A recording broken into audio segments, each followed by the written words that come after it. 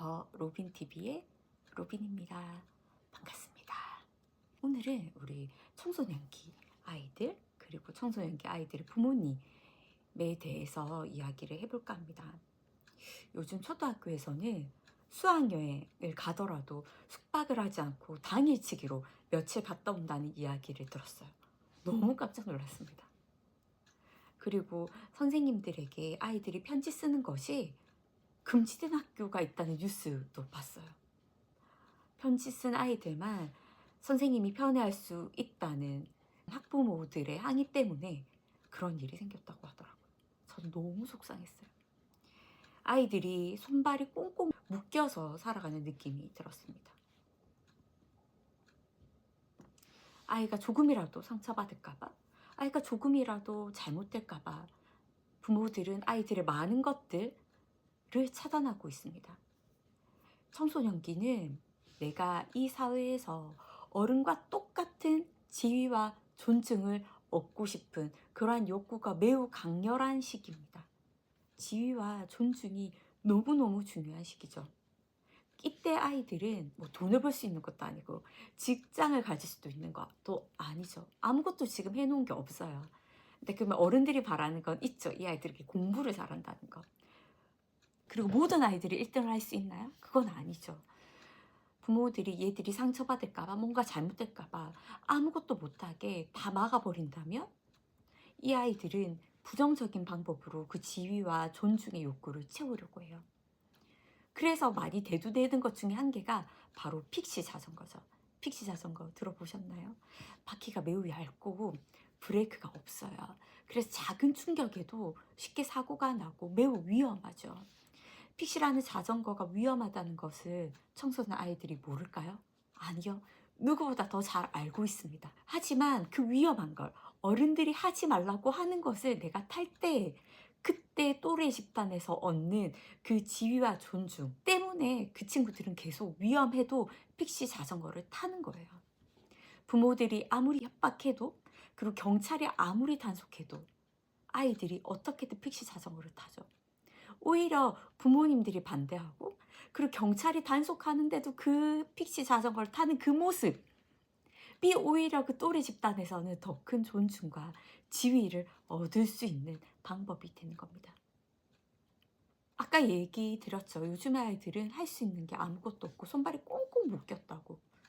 스스로 할 수 있는 것들이 없고 스스로 결정할 수 있는 것들이 없으니까 이 아이들은 지위와 존중을 얻을 수 있는 그런 도구들에 더 빠지는 거예요. 뭐 핸드폰이라든지 게임이라든지 SNS라든지 게임 같은 거 생각해 보시면 게임에서는 자기 마음대로 할 수 있죠. 자기 결정권이 있죠. 그리고 거기서 레벨이 올라가요. 자기가 지금 아무리 어리고 가진 게 없지만 그 게임 속 세상에서는 자기는 레벨이 높고 사람들이 부러워해. 얼마나 그 청소년기 아이들은 그 게임에 빠질 수밖에 없을까요? 왜냐하면 자기가 할 수 있는, 자기가 마음대로 할 수 있는 유일한 도구이자 지위와 존중을 얻을 수 있는 유일한 통로니까요. 부모가 아이들이 상처받을까봐, 나쁜 길로 빠질까봐 막 차단하면 차단할수록 아이들은 자기의 지위와 존중을 얻기 위한 방법을, 그게 부정적인 방법이라고 하더라도 찾아냅니다. 그럼 부모인 우리들은 어떻게 해야 될까요? 저는 부모님들이 좀 더 강해지셨으면 좋겠어요. 상처받지 않고 자랄 수가 없습니다. 모든 인간은 각자의 고통 속에서 살아갑니다.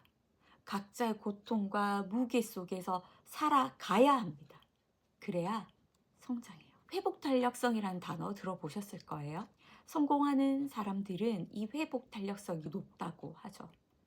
회복 탄력성이 뭐냐면 바람이 가득 든 탱탱한 공과 같아요. 그래서 공을 바닥으로 세게 치면 칠수록 그 공은 더 높게 튀어 오르는 거죠. 실패하더라도 다시 올라가는 힘. 예전 수준으로 올라가는 게 아니라 예전보다 더 높이 올라가는 것이 바로 회복 탄력성이고, 사람들은 이렇게 실패할 때 더 크게 성공할 수가 있어요. 성공하는 사람들, 회복 탄력성이 높은 사람들의 공통적인 특징이 있습니다. 그건 바로 뭘까요? 바로 실패를 많이 해봤다는 겁니다. 실패를 해봐야 다시 일어날 수 있는 나만의 방법을 찾을 수가 있어요. 우리는 실패와 고통 없이 살 수 없어요.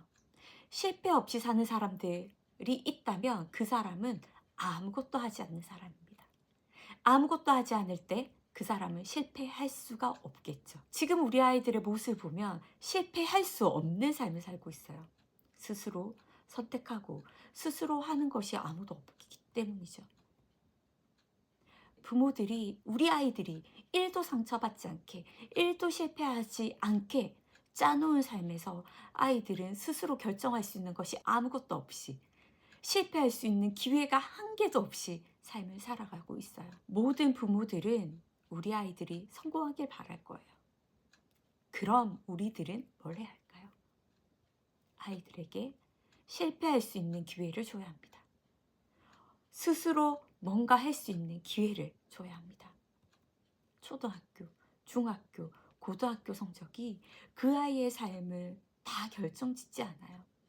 초등학교, 중학교, 고등학교 때의 상처가 그 아이의 삶을 다 결정짓지 않아요. 그 아이가 초등학교, 중학교, 고등학교 이 학창 시절에 있었던 그 고통, 상처가 평생을 결정짓게 되는 이유가 뭔지 아세요? 그 상처와 그 고통이 끝이라고 생각하기 때문입니다. 이 애의 삶은 그때 상처와 고통만 있는 게 아니에요. 우리가 가르쳐줘야 될 것은 그 고통과 상처를 겪지 않게 하는 것이 아니라 그 상처와 고통을 어떻게 경험하고 어떻게 이겨내야 되는지를 부모가 알려줘야 합니다. 아이의 삶을 결정하는 것은 그 아이의 성적이 아닙니다. 그 아이가 경험한 고통과 상처가 아닙니다.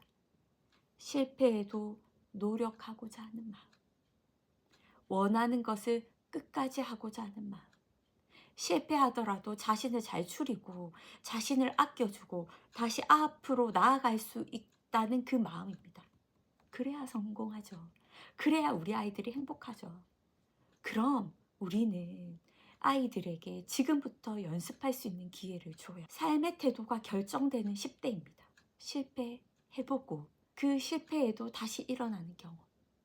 상처받고 상처받더라도 자신을 추스리고 상처받았음에도 불구하고 자신을 사랑하고 아끼는 방법을 배울 수 있는 기회가 지금 이 10대의 시기예요. 너무나 중요한 시기입니다. 우리 아이들이 어렸을 때 걸음마를 배우던 그때를 생각해 보세요. 아이들이 넘어지지 말라고, 무릎에 상처 나지 말라고 가만히 앉혀만 놓았다면 우리 아이는 지금 걸을 수 있었을까요? 지금 우리 아이들은 삶의 걸음마를 배우는 시기예요. 많이 넘어지게 해주자고요. 그래서 다시 일어날 수 있는 방법을 우리가 가르쳐 주자고요.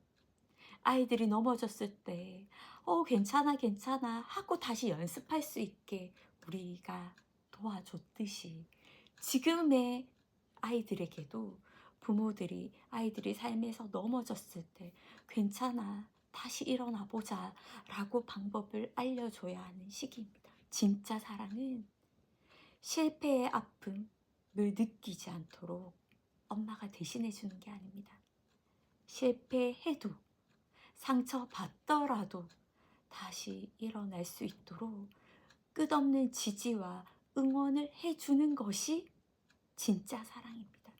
부모님들이 아이의 삶을 결정하고 대신 살아주면 우리 아이가 살 삶이 없습니다. 우리 아이가 자신의 삶을 마음껏 살 수 있도록 자신의 삶을 되찾을 수 있도록 아이에게 기회를 주자고요. 우리는 부모니까요. 우리 잘 할 수 있습니다. 안녕.